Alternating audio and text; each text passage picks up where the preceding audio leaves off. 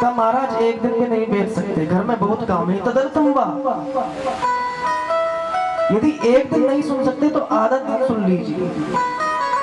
का महाराज आधा दिन में नहीं सुन सकते, का आधे का आधा सुन लीजिए। का महाराज आधे का आधा भी नहीं सुन सकते तो का मुहूर्तम, एक मुहूर्त अर्थात 48 मिनट तक सुन लीजिए। का महाराज 48 मिनट का भी समय नहीं है। मुहूर्तम क्षण में वा, एक क्षण के लिए सुन लीजिए महाराज। और न तेसाम दुर्गति क्वचित्, उसकी कभी दुर्गति नहीं हो सकती। अच्छा जी, अब आप लोगों के मन में विचार आया होगा कि एक क्षण में मुक्ति कैसे हो सकती है। ये देवी भागवत में क्या लिखा है कि न तेसाम दुर्गति क्वचित्, कि जिसने एक क्षण भी सुन लिया उसकी दुर्गति नहीं हो सकती। तो आपको मैं एक उदाहरण देता हूँ। एक चोर था, चोरी करने गया महाराज। अब चोरी करने के बाद जब पुलिस उसके पीछे पड़ी तो वो सीधा देवी भागवत के पंडाल में चला गया। अब वो कथा सुनने लगा, लेकिन साथ ही साथ नजरें दरोगा जी में थी, बाहर पुलिस खड़ी थी। अब वो देख रहा है पुलिस वालों को, घबरा, उस क्षण में भी मेरा कल्याण हो गया। ऐसी ये कथा है। मुहूर्तम क्षण में न तेसाम दुर्गति क्वचित्, जो एक क्षण भी सुन लेता है भगवती माँ की कृपा से, उसकी कभी दुर्गति नहीं होती। इधर सोनक जी कहते हैं महाराज, सब लोग तीर्थ यात्रा करते हैं कल्याण के लिए, लेकिन हम यदि तीर्थ ना जाएं और देवी भागवत सुन लें,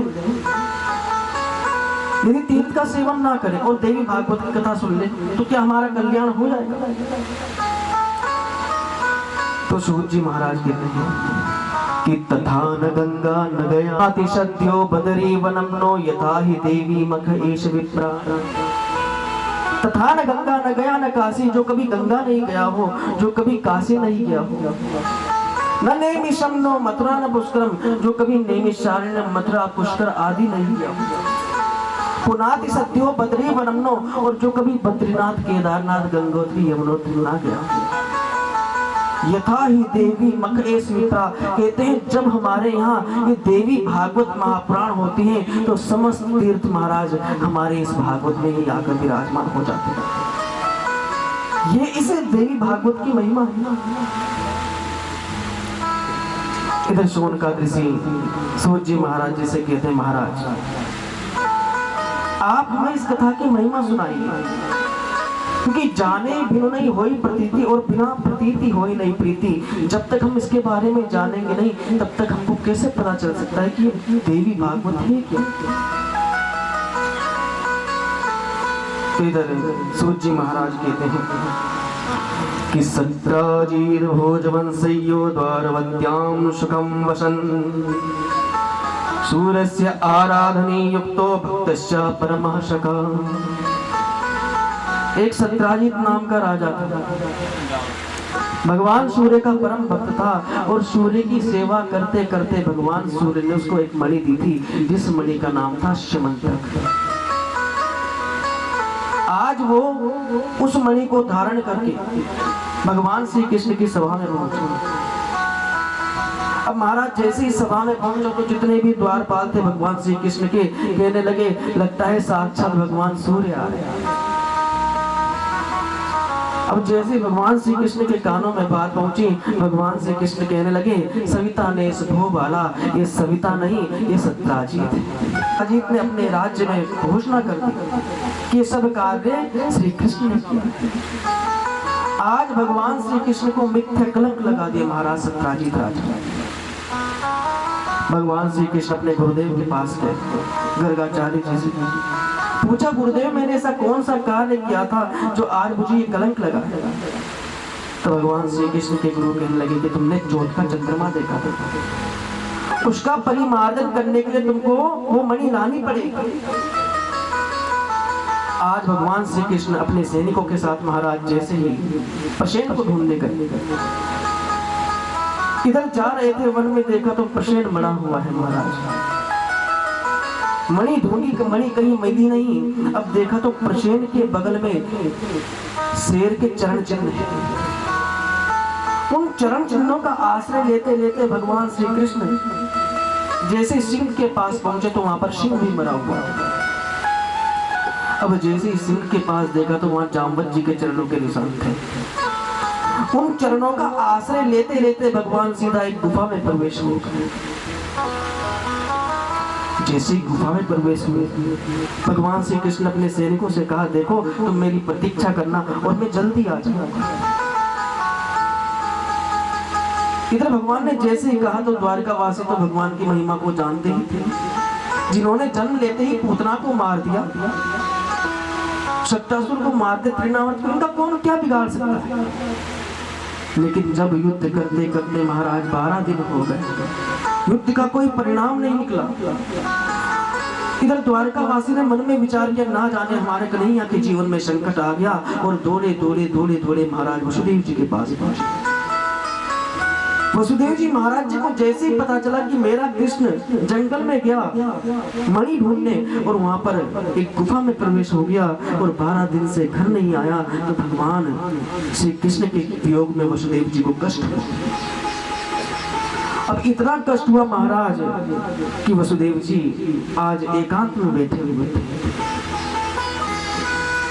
कंस ने तुम्हारे 6 बालकों को मार दिया, वो तो वापस नहीं आ सकते, लेकिन अब तुम्हारे 2 बालक और होंगे और उनका कोई कुछ नहीं बिगाड़ेगा, और यशोदा की यहाँ मैं प्रकट होंगी, जन्म नहीं लूंगी, यशोदा की यहाँ प्रकट होंगी। आप एक काम करना, आप मुझे लेकर सीधा कंस के पास चले जाना और कृष्ण को अब यहाँ पर लेके आना, हमारा पूरी बातें समझा दी। तो आज वसुदेव जी को याद आ रहा है कि उन्हीं योग माया के कारण तो मेरा कृष्ण मेरे पास आया था। तो महाराज वसुदेव जी ने अपने यहाँ नवा यज्ञ किया। नारद जी वक्ता बने हैं और वसुदेव जी महाराज श्रोता बने हुए। इधर जैसी नवा यज्ञ संपूर्ण प्रारंभ किया, नारद जी कथा सुना रहे हैं। इधर कथा सुनाते सुनाते महाराज जैसे ही 8 दिन हो गए और इधर युद्ध करते करते 27 दिन हो गए। आज जामवंत जी की पूरी नस नस ढीली हो गई, चरणों में गिर गए जामवंत जी, प्रभु मेरी रक्षा कीजिए। भगवान श्री कृष्ण कहने लगे, तुम कौन? कहा, आप ही मेरे राम, आप ही मेरे रघुवर। अब जैसे कहा भगवान श्री कृष्ण कहने लगे, कौन राम कौन रघुवर। अब जामवंत जी महाराज पुरानी बातें याद कराते हैं। आप एक काम कीजिए, आप मेरी पुत्री के साथ विवाह कर लीजिए और दहेज में इस मणि को भी लेकर जाइए। सो भगवान ने विवाह भी किया जामवती के साथ और मणि लेकर आए और जामवत जी को आदेश दिया कि जाओ तुम गंधमादन पर्वत में जाकर तपस्या करो। इधर जैसे ही नवाह यज्ञ पूर्ण हुआ, इधर भगवान श्री कृष्ण अपने साथ जामवती जी को लेकर उस यज्ञ में पहुंच गए। जैसे ही उस यज्ञ में पहुंचे, वसुदेव जी महाराज ने प्रसन्न हुए। इधर जब प्रसन्न हुए, इधर वसुदेव जी ने सबका ब्राह्मणों का सुंदर सत्कार किया, क्योंकि इन ब्राह्मणों की कृपा से, क्योंकि देखो ब्राह्मणों में जो शक्ति होती है वेद मंत्रों में, उन शक्ति के कारण भगवान को स्वयं इस पृथ्वी पे आना पड़ा। देवाधीनम जगत सर्वे मंत्राधीनम च देवता ते मंत्र ब्रह्मणाधीनम तत्सर्वा ब्राह्मण देव। ब्राह्मण पुत्री के निमित्त मंत्र पढ़ते। अब धीरे धीरे समय हुआ महाराज, जब यज्ञ पूर्ण हुआ तो श्राद्ध मनु के घर में पुत्री का जन्म हुआ और उस पुत्री का नाम रखा इला महाराज। इधर जैसे इला रखा, सो आज श्राद्ध मनु गुरु वशिष्ठ के पास पहुंचे। गुरु वशिष्ठ से कहा, महाराज आपने जैसा कहा हमने उसी प्रकार पूजा की, पुत्रेष्टि यज्ञ किया, लेकिन ना जाने पुत्र की जगह पुत्री कैसे हो गई। इधर गुरु वशिष्ठ ने जैसे ही ध्यान लगाया तो देखा ये सब होता का कार्य है महाराज। सो गुरु वशिष्ठ ने होता को बुलाया। होता जैसे ही आए तो उन्होंने कहा, महाराज देवी चाहती थी कि इनकी घर में पुत्री हो और मैंने इसी कारण पुत्री के मंत्र पढ़े और उसके फलस्वरूप इनको पुत्री की प्राप्ति हुई। लेकिन जब अपनी बीती बातें याद आई कि मैं तो राजा था और कहां किस मोह माया में फंस गया, आज पुनः अपने गुरुदेव के पास गए। गुरुदेव से प्रार्थना की, गुरुदेव मुझे पुरुषत्व पुनः लौटा दीजिए। गुरुदेव ने कहा कि देखो, मैं भगवान शंकर के पास तो गया था, लेकिन शंकर जी ने कहा इसमें मैं कुछ नहीं कर सकता, लेकिन एक माँ है जो कर सकती है। तो आज वो वशिष्ठ माँ के पास गए। देखिए, हमारे इस संसार में 3 देवता हैं। कौन है? ब्रह्मा विष्णु महेश कहते हैं ना। और तीनों का कार्य क्या है? सृष्टि करना, पालन करना, संहार करना। लेकिन आप लोगों ने, किसी ने देखा है सृष्टि करते हुए, पालन करते हुए, संहार करते हुए देखा है? नहीं देखा। लेकिन एक माँ एक ऐसी चीज है जिनको आपने देखा है सृष्टि करते, पालन करते और संहार करते। बालक को जन्म देकर महाराज सृष्टि करती है, भोजन खिलाकर पालन करती है, और यदि बालक कोई गलत कार्य को करे तो उस मार्ग से सुंदर मार्ग में भेजने के लिए उसके उस पाप कर्मों का संहार भी करती है। ये तो प्रत्यक्ष है। तो आज जब उस माँ की याद आई तो गुरुदेव माता के पास लेकर, जैसे किला को लेकर माता से प्रार्थना की कि हे माता, ये अबोध बालक है, आपके स्वामी के श्राप के कारण ये स्त्री रूप में प्रणीत हो गए हैं, आप कुछ कीजिए। तो माता ने कहा तुम जाओ, जिस प्रकार मुझे रिझाने के लिए शंकर ने इनको श्राप दिया है, क्योंकि शंकर जी ने श्राप कब दिया? जब माता पार्वती प्रसन्न हो। अब मुझे प्रसन्न करने के लिए तुम कुछ ऐसा कार्य कीजिए जिससे मैं प्रसन्न हो जाऊं। इधर गुरु वशिष्ठ महाराज जैसे ही माता पार्वती के पास गए। इधर जैसी माता ने कहा, इधर पुनः शंकर जी के पास आए। शंकर जी ने कहा आप एक कार्य कीजिए, यदि पार्वती को मनाना है तो नवाह यज्ञ कीजिए।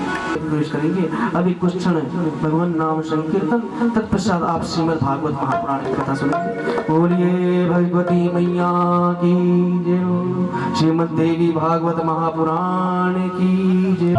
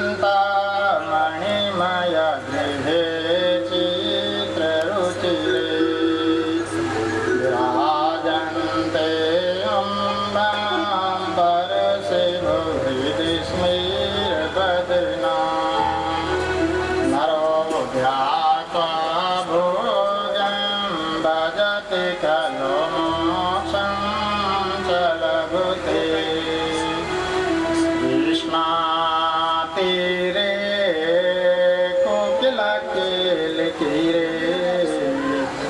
गुंजा पुंजे देव पुष्पादि कुंजे कंबो ग्रीवो क्षिप्त बाहु चलंतो राधा कृष्ण मंगलम में भवेता अम्बायंबिके कमलेश्वरी कमलया कात्यायनी कालिका कौमारी कमलोद्भवां कलिकलां कामेश्वरीं कामदां कस्तूरी विलसद विलास नयने विंध्याचली भास्करी वंदे सुंदर चक्रपीठ रचितां मायाधिराजेश्वरी ओंकारं मुरलीधरं प्रभुवरं वृंदावनाधीश्वरं भक्ताभीष्टफलप्रदं राशिव्यपादाम्बुजम् वन्दे रासविहारिणं निजजनं नन्दप्रदं माधवं श्रीराधादि समस्तगोपवनिता संसेव्यमानं मुदा कृष्णा त्वदीयपदपङ्कजपञ्जरान्ते यद्धेव मे विशतो मानसराजहंसः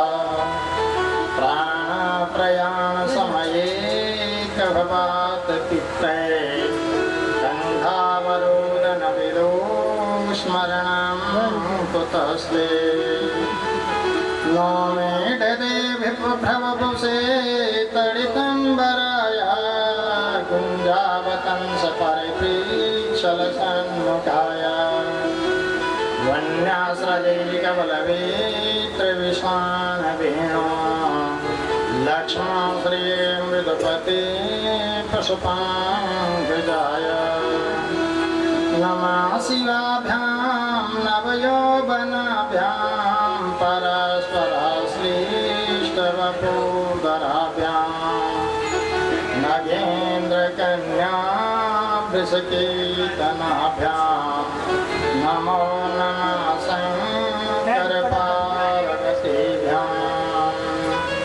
ब्रह्मानन्दं ब्रह्मसुखदं केवलं ज्ञानमोक्षं वन्दातीतं गगनसदृशं तत्त्वमस्यादिलक्ष्यम् एकं नित्यं विमलमचलं सर्वदेशाक्षिभूतं भावातीतं त्रिगुणरहितं सद्गुरुं तं नमामि प्रकृते पञ्चभूतानि ग्रहालोकाश्वरस्तथा दिशाः कालस्य सर्वेषां सदा कुर्वन्तु मङ्गलम् अनादिनिधनो देवः शङ्खचक्र गदाधर अव्यया पुण्डरीकाक्ष पितृमोक्षप्रदो भव अव्यया पुण्डरीकाक्ष पितृमोक्षप्रदो भव भोले जगत जननी माँ मैया की वृंदावन बिहारी लाल की आस्तो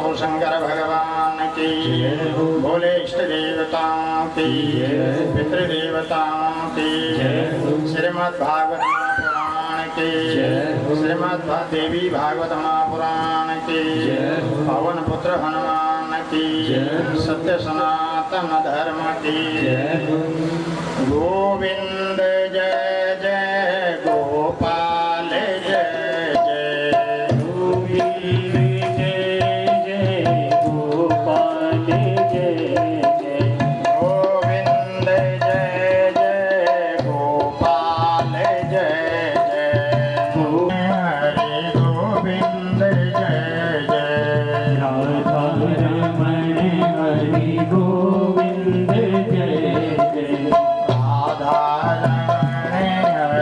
गोविंद जय जय राधा रमण हरि गोविंद जय जय ब्रह्मा की जय जय विष्णु की जय जय ब्रह्मा की जय जय विष्णु की की जय जय ब्रह्मा की जय जय विष्णु की जय जय उमापति शिव शंकर की जय जय उमापति शिव शंकर की जय जय उमापति शिव शंकर की जय जय उमापति शिव शंकर की जय जय गोविंद जय जय गोपाल जय जय गोविंद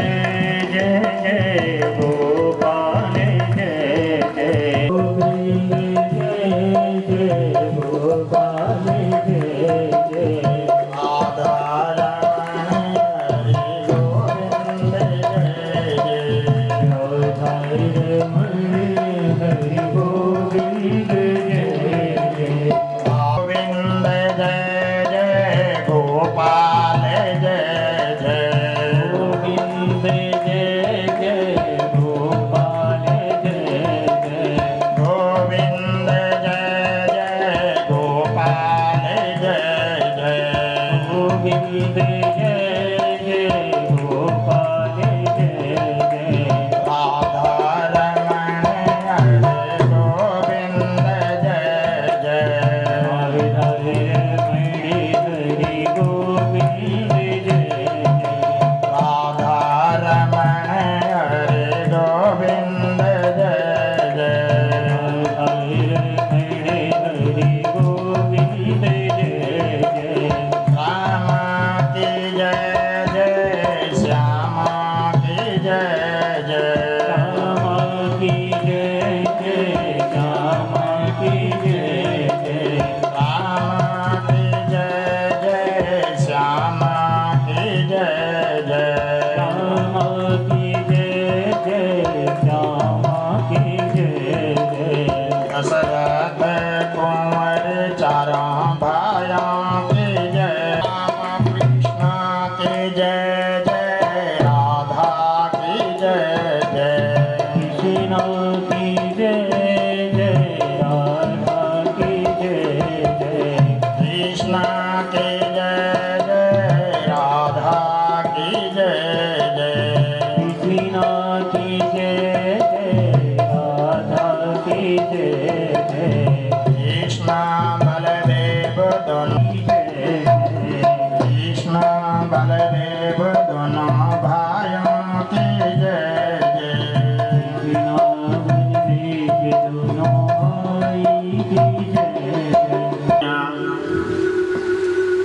अकारण करुणालय करुणालय तदित विदित भक्तवांशः कल्पतरु पीताम्बरधारी बाल कृष्ण लाल की वांग में शब्द में अक्षर में प्रतिमूर्ति श्रीमद्भागवत महापुराण रक्तांबरधारी मणिद्वीपादिवासिनी प्रकृति स्वरूपा माँ जगजननी तदवांगमय मूर्ति श्रीमद देवी भागवत महापुराण भद्रमंडलोपरि समस्त आवाहित पूजित प्रतिष्ठित त्रयत्रिंश कोटि देवगण इस यज्ञ में आहुत सभी इष्ट देवता कुल देवता दोनों पुराणों के मुख्य श्रोता पितृदेवता पूज्य व्यास जी आचार्य जी उपाचार्य जी समस्त ऋत्विजगण संगीतज्ञ संगीताचार्य जी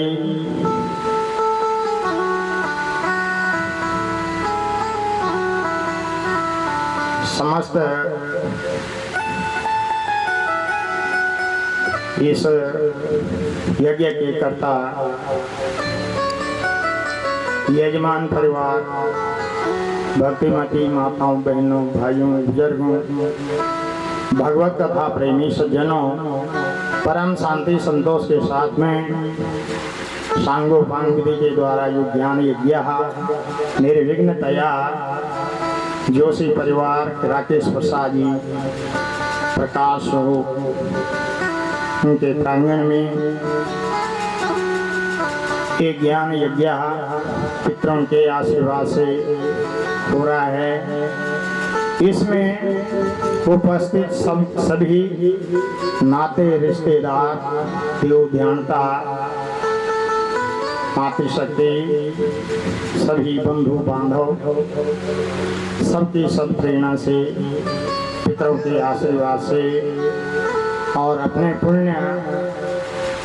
कृत पुण्यों के प्रताप से ये ज्ञान यज्ञ आज उनके घर में स्वर्गीय पिता गुरु प्रसाद जी की श्राद्ध में होना था, लेकिन कुछ विलम्ब हुआ, लेकिन मन में कल्पना रही,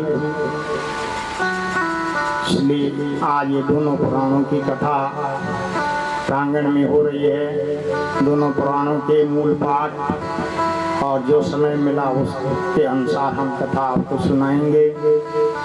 अभी आपने देवी भागवत की कथा श्रवण की।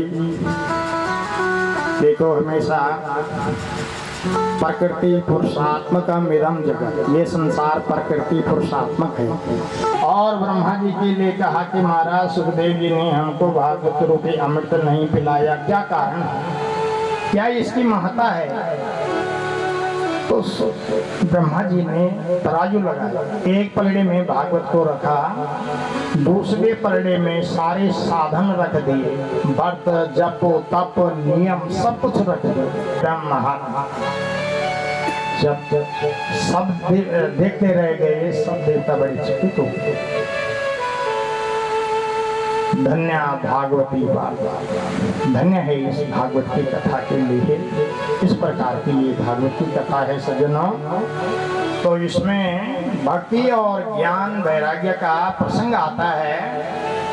हमेशा परिचय दूसरा आदमी करता है, स्वयं कोई ऐसा नहीं कहता है कि विषय मैं इस प्रकार का आदमी हूँ, परिचय दूसरा देता है। पद्म पुराण से इसका परिचय है, जो महात्म्य है पद्म पुराण से लिया गया। और इसमें सबसे पहले यम प्रवर्जन्तमनपेतमपेत कृत्यं द्वैपायनो बृहकातर्या जुहाव पुत्रेति तन्मयतया तरवोभिनेदुस्तं सर्वभूतहृदयं मुनिमानतोऽस्मि। भागवत में लिखा है, कल्प कल्पांतर की बात है ये, आप शंका न करें। ये पुराण कोई सारस्वत कल्प में लिखा, कोई पद्म कल्प में लिखा, अलग अलग कल्प में। आप देवी भागवत में देखेंगे कि देवी भागवत में जो व्यास हैं वो 28वें नंबर के व्यास हैं। कृष्ण द्वैपायन 27 व्यास पहले हो गए। व्यास मैंने विस्तार करने वाले, पुराणों का विस्तार करने वाले, पुराण लिखने वाले। द्वापरे विष्णु व्यास रूपेण सर्वदा वेदमेकं स बहुधा क्रियते हितकामयः। जब जब द्वापर युग आता है तब तक स्वयं भगवान विष्णु व्यास का रूप धारण करके इन पुराणों की रचना करते हैं, पुराण लिखते हैं। पर्यंतमनपेतमपेत कृत्यम, यम ब्रजगत धातु प्र उपसर्ग है, ब्रजगत धातु यमनि जो पर्यंतम अनुपेता यज्ञोपवीत रहिता द्वैपायनो बृहकात, अर्थात सुखदेव जी जिनका जन्म हुआ सीधे जंगल को जा रहे हैं निराकार ब्रह्म की ढूंढ में कि निराकार ब्रह्म हमें कहाँ मिलेगा। मैं निराकार ब्रह्म का उपासक हूँ। लेकिन वेद व्यास जी ने बड़े भाग रहे हैं जंगल की तरफ। वेद व्यास जी कह रहे हैं कि बेटा वापस आ जा, आज हवा वापस आ जा, वापस आ जा। पुत्रेति तन्मयतया तरवोभिनेदुस्तं सर्वभूतहृदयं मुनिमानतोऽस्मि।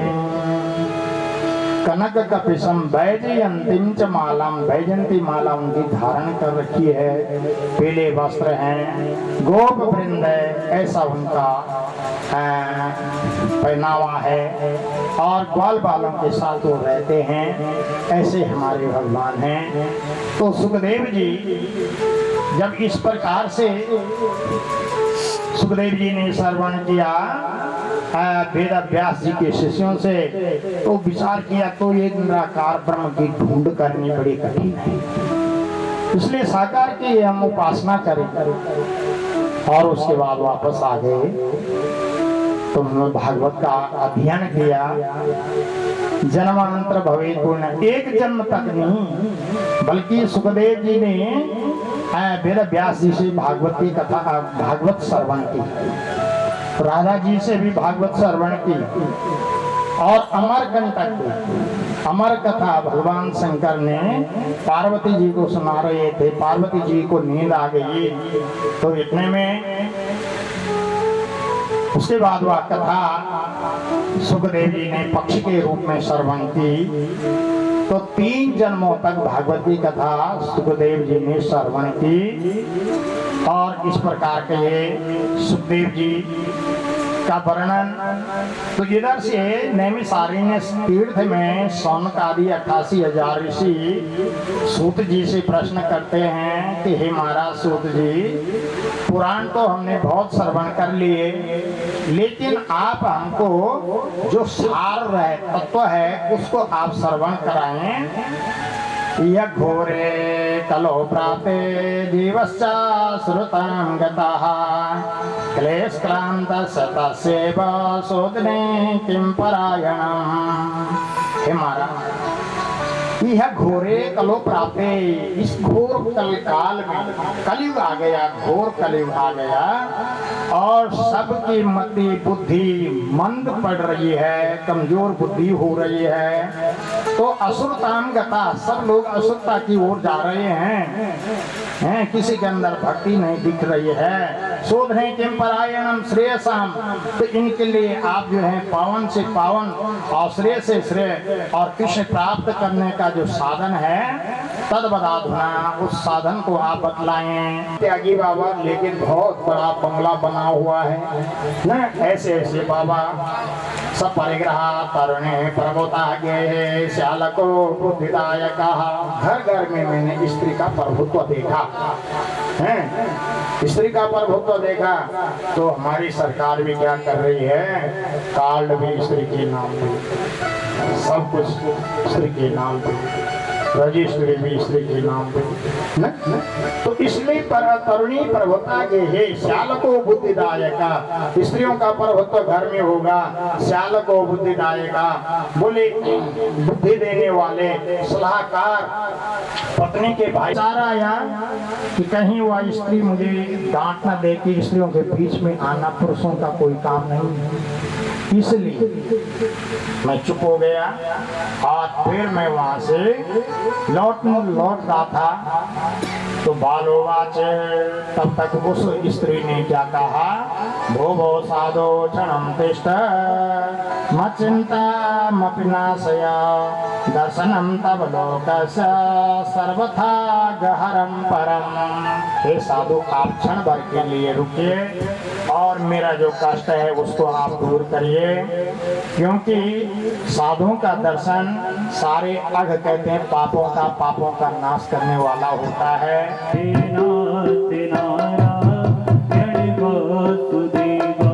हरे मुरारे हे नाथ नारायण वासुदेव, कृष्ण गोविंद हरे मुरारी हे नाथ नारायण वासुदेव।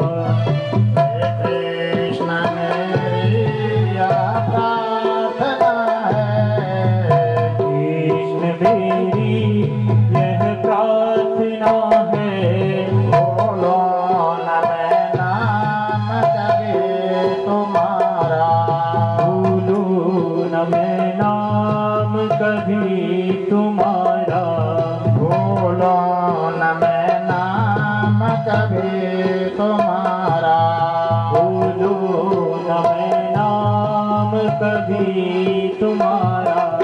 निष्काम होके दिन रात गा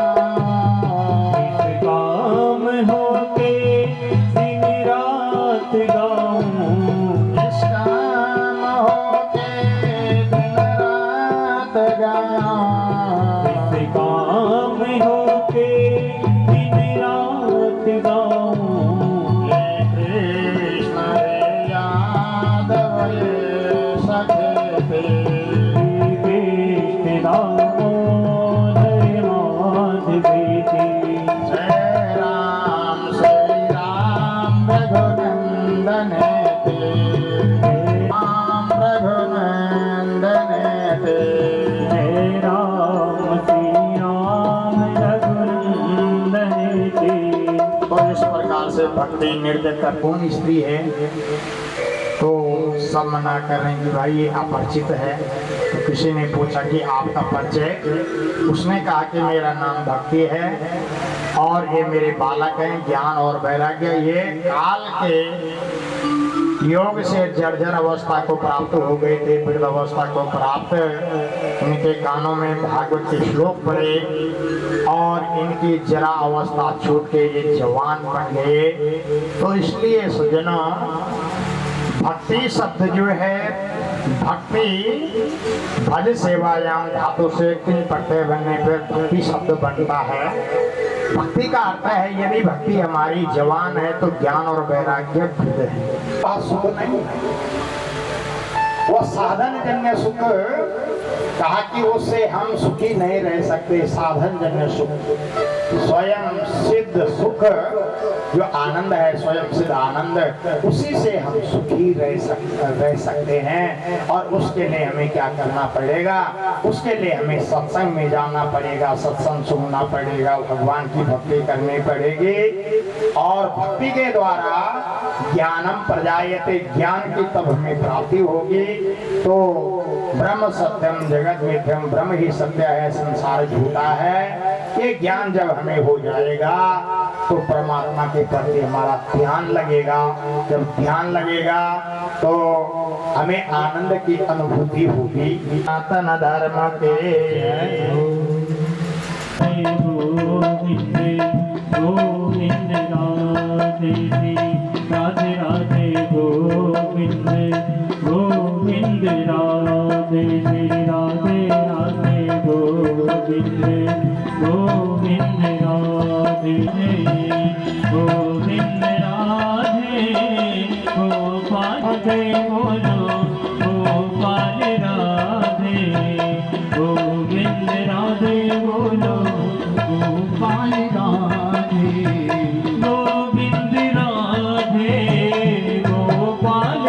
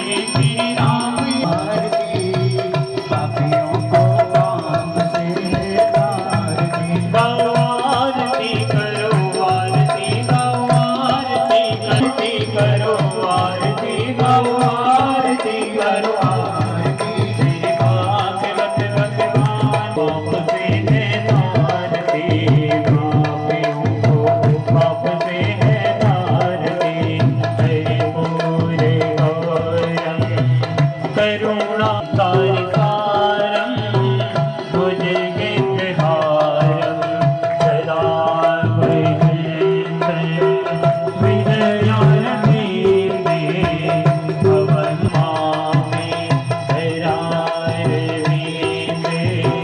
नवनारविन्दे मुखारविन्दे विनमे कयन्ते भगत मनेश रामी ओ द्वारिका वृंदावन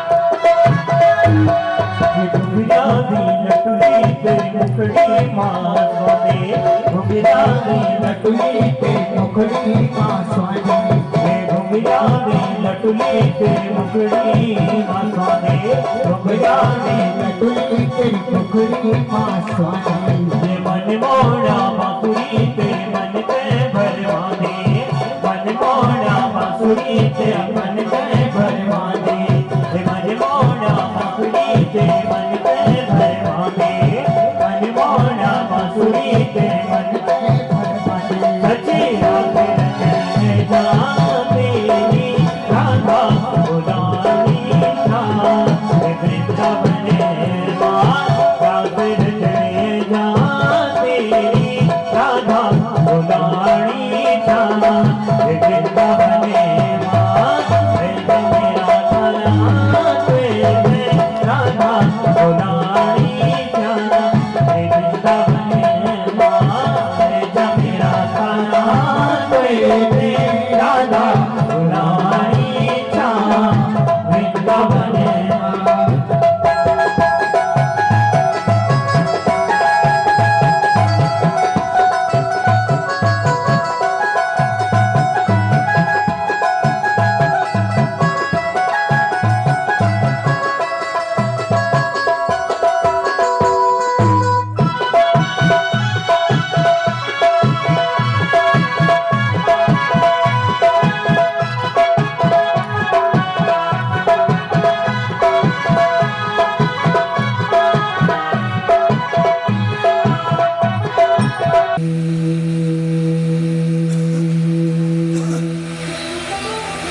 मात्र पितृ गुरु चरण कमलेभ्यो नमः।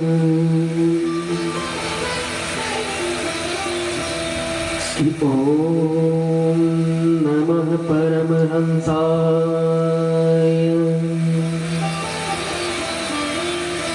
स्वादित चरण कमल चिन्ह मकरंदाय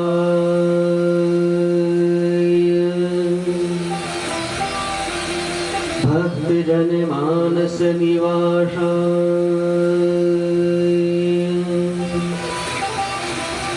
श्री रामचंद्राय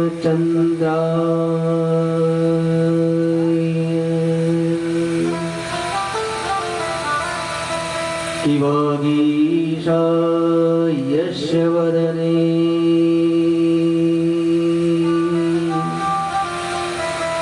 लक्ष्मीर्यस्य च वक्षसि यस्याश्रिते हृदये संवित् तं नरसिंहमहं भजे।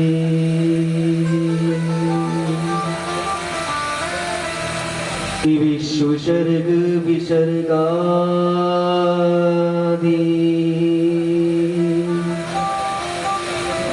नवलाग झणलागिता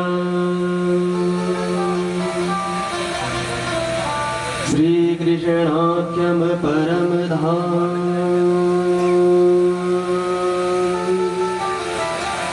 जगत धाम नमामि सच्चिदानंद रूपाय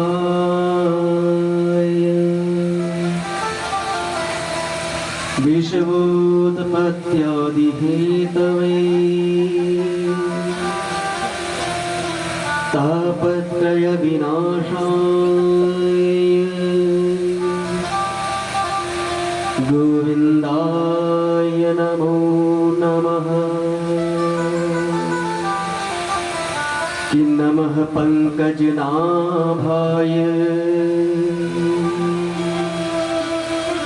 नमः पंकजमालिनै कि कृष्णाय वासुदेवाय हरे परमात्मने प्रणतः क्लेशनाशाय गोविंदाय नमो नमः। कि नामधेयानि कुर्वन्ति स्थानानि च नराभवी दुर्गेति भद्रकालेति विजया वैष्णवेति च। बोली दुर्गा मैया की श्री बालकृष्ण लाल की, श्री वृंदावन बिहारी लाल की, श्री राधा माधव भगवान की, माँ नैना देवी की, माँ भद्रकाली की, माँ दुर्गा मैया की, श्री राधे रानी की। जय जय श्री राधे, जय जय श्री राधे, जय जय श्री राधे श्याम। आइए मन तथा वाणी को पवित्र करते हुए कुछ क्षण भगवान के नाम का संकीर्तन कर लेते हैं। तत्पश्चात हम आज चतुर्थ दिवस की कथा में प्रवेश करेंगे। श्री राधे। नाम तुम्हारा तारणहारा, नाम तुम्हारा तारणहारा, जाने कब दर्शन होगा। नाम तुम्हारा तारणहारा, जाने कब दर्शन होगा।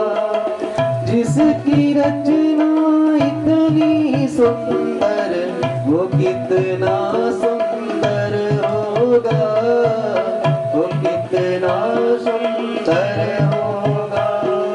नाम तुम्हारा तारणहारा, नाम तुम्हारा तारणहारा, जाने कब दर्शन होगा। जिसकी रचना इतनी सुंदर, वो कितना सुंदर होगा, वो कितना सुंदर होगा।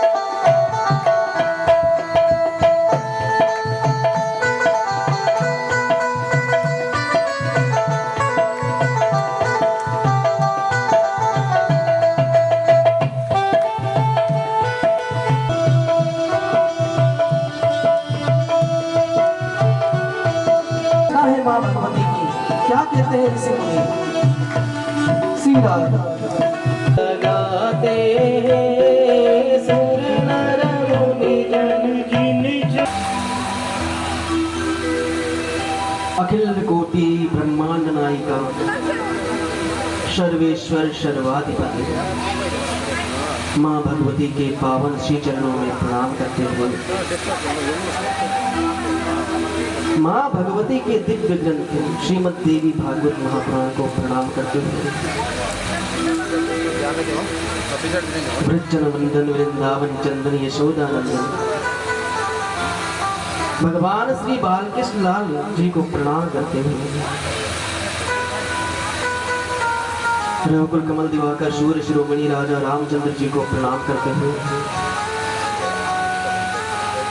असंख्य प्राणों के आराध्य परम पूज्य श्री केशी नंदन हनुमान जी महाराज जी को प्रणाम करते हुए इस यज्ञ में आए सभी देवताओं को प्रणाम करते हुए शरदोपत्र मंडल को प्रणाम करते हुए सभी ब्राह्मण देवों को प्रणाम करते हुए आप सभी भक्तों के हृदय के मध्य उन प्रतिष्ठित माँ भगवती के श्री चरणों में प्रणाम करते हैं। आइए भक्तों, आज हम चतुर्थ दिवस की कथा में प्रवेश करते हैं। आप सभी लोग माँ भगवती की कथा श्रवण करेंगे। देखिए ये कथा क्या करती है। ये कथा कहते कथा हमारी जीवन को व्यथा को दूर कर देती है। हमारे जीवन में जो भी कष्ट है, जो भी संकट है, उन सभी संकटों को ये कथा महाराज दूर कर देती है। इधर जन्मेजय को श्री वेदव्यास जी कथा श्रवण करा रहे हैं। इधर जन्मेजय जी प्रश्न करते हैं श्री वेदव्यास जी से कि महाराज मुझे माँ की भक्ति करनी है, लेकिन मैं करूं कैसे? माँ की भक्ति का स्वरूप क्या है और कितनी प्रकार की ये भक्ति होती है? तो श्री वेदव्यास जी 3 प्रकार की होती है। पहली भक्ति है सात्विक भक्ति, जिसमें जीव कोई कामना नहीं करता। देखिए हम लोग पूजा पाठ यज्ञ अनुष्ठान करते हैं, लेकिन हमारे भीतर क्या होती है? कामना होती है। तो जो निष्काम भाव से भक्ति करता है उसको सात्विक भक्ति कहते हैं। और दूसरी भक्ति बताई है राजसी भक्ति, जिसमें जीव कोई कामना करता है, वो है राजसी भक्ति। और तामसी भक्ति किसको बोला जाता है महाराज? जिसमें यज्ञ में जो बलि दी जाती है उसको तामसी भक्ति कहते हैं। और भगवती माँ की 3 प्रकार से पूजा की जाती है। ब्राह्मण लोग वेद मंत्रों से पूजा करते हैं और वहीं अघोरी लोग महाराज बलि देकर पूजा करते हैं। तो भक्ति माता की 3 प्रकार की है। माँ भगवती कहती है कि जीव मेरी भक्ति करता है, लेकिन मैं भक्ति से पहले उसको मुक्ति दे देती हूँ, क्योंकि भक्ति तो मुझे अधीन कर देगी। भगवान भक्त के वशीभूत हो जाते हैं। हमने आपको पहले बताया भी था कि माला जपहि न कर जपहि, जिह्वा जपहि न राम, और मेरो सुमिरन हरि करत और मैं पावा विश्राम।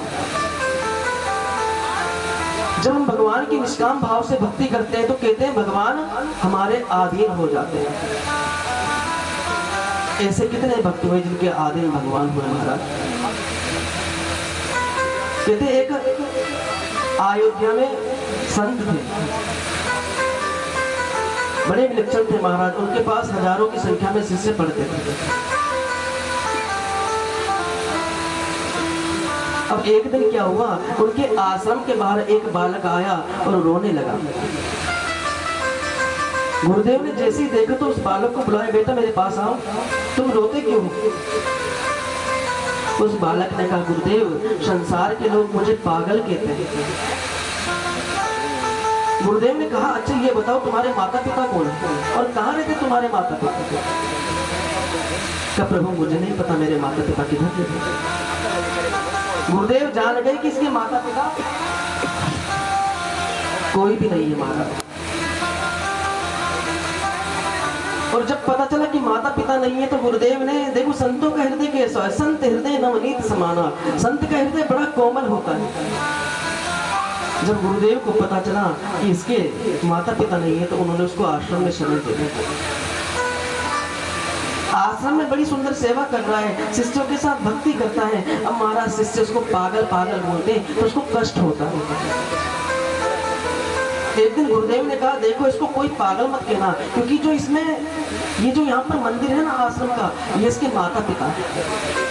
अब अयोध्या में कौन सा दरबार था? राम दरबार।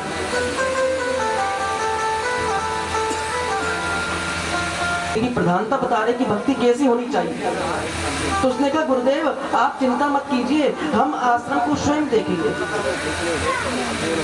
गुरुदेव ने कहा बेटा तुझे 1 हफ्ता भी नहीं हो तो आश्रम को कैसे देखेगा? तुझे तो नीति नियम भी नहीं पता आश्रम के।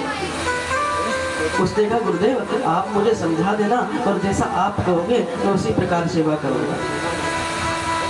गुरुदेव ने समझाया, लेकिन गुरुदेव जानते थे कि ये संसार के रिश्तों को नहीं जानता, पहले इसका रिश्ता जोड़ना पड़ेगा। अब गुरुदेव कहते बेटा देखो सबसे पहले तुम सुबह उठना, सुबह उठने के पश्चात स्नान आदि क्रिया करने के बाद सबसे पहले ठाकुर जी का स्नान करो। अब उस बालक ने कहा, गुरुदेव ये ठाकुर कौन है,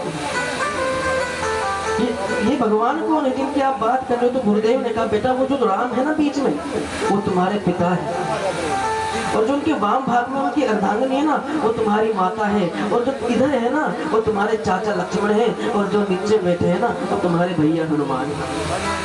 रिश्ता जोड़ दिया गुरुदेव ने। अब गुरुदेव को क्या पता, गुरुदेव तीर्थ यात्रा करने राम के दरबार में रख दिया, आइए प्रभु भोजन कीजिए। भगवान ने भोजन नहीं किया, क्योंकि गुरुदेव ने कहा था पहले भगवान को भोग लगाना, लेकिन ये बताना भूल गए कि भगवान तो नासिका से सूंघ के और आंखों से देखकर भोग को ग्रहण करते हैं। अब वो बालक सोच रहा है, क्योंकि उसको पता नहीं है दीन दुनिया के बारे में, क्योंकि दुनिया के लोग उसको पागल बोलते हैं। उसको लगा कि ये मूर्ति से निकलकर भोजन करेंगे, लेकिन जब भगवान बाहर नहीं निकले तो उसने भी भोजन नहीं किया। एक दिन हुआ महाराज भोजन नहीं किया, 2 दिन हुआ उसने भोजन नहीं किया, बालक भी भोजन नहीं करता। इस प्रकार जब लीला चलने लगी, अब महाराज 5 दिन हो गए, तो आज उस बालक ने कहा, हे प्रभु यदि आप भोजन नहीं करोगे तो आप भी कमजोर हो जाओगे और मैं भी कमजोर हो जाऊंगा। भगवान के विग्रह में अपना विग्रह देख रहा है और अपने विग्रह में भगवान का विग्रह देख रहा है, आप भी कमजोर हो जाओगे। आप बताइए हम क्या सोचते हैं कभी ऐसा? पूजा तो हम दैनिक नित्य नियम से करते हैं, जोत जलाते हैं, कभी हमने ऐसा विचार किया कि भगवान भी कमजोर हो जाएंगे? लेकिन आज वो बालक ऐसा विचार करते हैं कि भगवान कमजोर हो जाएंगे। आज जब 5 दिन हो गए भोजन नहीं किया, तो आज शिष्य ने कहा, यदि आप भोजन नहीं करोगे तो मैं सरियों में जाकर अपने प्राणों को त्याग दूंगा। महाराज जैसे ही आश्रम को बंद किया और जाने लगा, उतने में प्रभु राम ने हनुमान से कहा, अरे इस भक्त को हमारे बारे में नहीं पता, ये तो हमको अपना माता पिता समझ रहा है, और यदि भक्त को कुछ हो गया तो संसार में लोगों को भगवान से विश्वास उठ जाएगा, इसको कुछ होना नहीं चाहिए। जाओ हनुमान इस बालक को रोको, कहीं आत्महत्या ना कर ले। हनुमान जी दौड़े दौड़े गए, अपना वेश किया, और जैसे ही उस भक्त के पास पहुंचे तो सबसे पहले उसके हाथों को पकड़ लिया। अरे भैया क्या कर रहे हो? हनुमान जी को देखकर कहने लगे, अरे आप कौन हो? तो हनुमान जी कहते, मैं तुम्हारा भाई हनुमान हूं। बालक कहने लगा, मैं घर नहीं जाऊंगा, क्योंकि माता पिता तो भोजन करते ही नहीं, और यदि वो भोजन नहीं करेंगे तो मुझे अच्छा नहीं लगता, वो भूखे रहते हैं। इधर जैसे ही कहा तो हनुमान जी ने कहा, तुम चिंता मत करो, आज से माता पिता भोजन भी करेंगे और हमारे साथ ही रहेंगे। अब गुरुदेव को गए हुए महाराज 1 महीने हो गए, और वो बालक वहां पर परिवार की तरह रहने लगा। माता सीता है, राम है, लक्ष्मण है, हनुमान जी। अब 1 महीने तक ये लीला जब चलती रही, तो आज उसने मन में विचार किया कि आश्रम का सारा काम मुझे करना पड़ता है, खाना भी बनाऊं मैं बनाऊं, भिक्षा भी मांग कर लाऊं मैं लाऊं, और सभी कार्य आश्रम के मैं ही करूं। और माता पिता केवल भोजन करते हैं, अरे कुछ काम क्यों नहीं करते? तो आज उसने मन में विचार किया और एक बैठक बिठाई। प्रभु राम से कहने लगे, पिताजी देखो आश्रम का सारा काम मैं करता हूँ, आज से हम अपने कार्यों को बांट लेंगे।